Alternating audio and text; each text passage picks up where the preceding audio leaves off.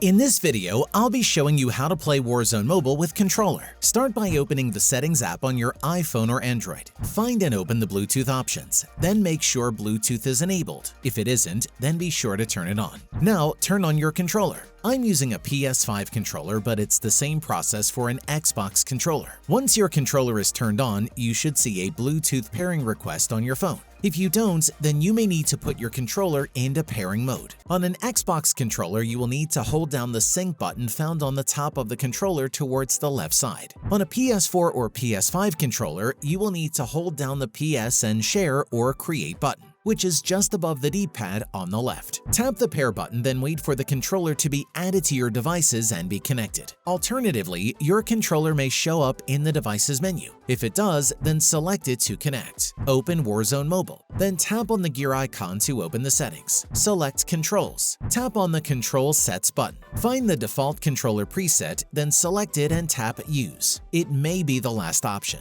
Go back and you will now be able to play controller on Warzone Mobile. Please leave a like if you found the video helpful.